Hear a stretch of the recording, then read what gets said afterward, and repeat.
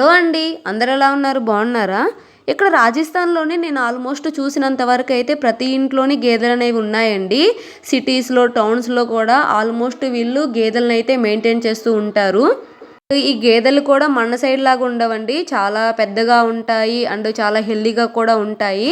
మన సైడ్తో కంపేర్ చేసుకుంటే ఇక్కడ గేదెలు అయితే పాలు అనేవి చాలా ఎక్కువగా ఇస్తాయి. వాళ్ళ జీవనాధారం కొంతమందికి అయితే ఈ పాలతోనేనండి. అన్ని లీటర్లు ఇస్తాయి, అంత అమౌంట్ అయితే సంపాదిస్తారు వీళ్ళు పాల మీద. అండ్ ఇప్పుడు మీరు చూస్తున్నారు కదా, ఇది ఒక విలేజ్లోనేనండి. ఆల్మోస్ట్ టైం అయితే 12-12:30 అలాగే అయితే అవుతుంది. అప్పుడు పాల ఆటో అయితే వచ్చిందండి. వీళ్ళ దగ్గర నుంచి పాలు అనేవి వాళ్ళు తీసుకెళ్తున్నారు. ప్రతిరోజు కూడా ఇలాగే వస్తారంటండి, మార్నింగ్ అండ్ ఈవినింగ్ కూడా. మీకు ఒకటి తెలుసా, ఇక్కడ పాల కాస్ట్ కూడా చాలా తక్కువ అన్నమాట. లీటరు 40-50 రూపీస్ వరకే ఉంటాయి.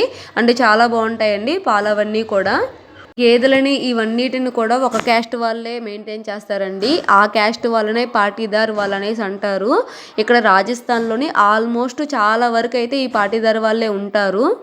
ఇక్కడ ఒక్కొక్క క్యాస్ట్ వాళ్ళు ఒక్కొక్క డ్రెస్సింగ్ స్టైల్ ఉంటుందండి. సేమ్ అలాగే పాటీదార్ వాళ్ళు కూడా డిఫరెంట్ డ్రెస్సింగ్ స్టైల్ అయితే ఉంటుంది.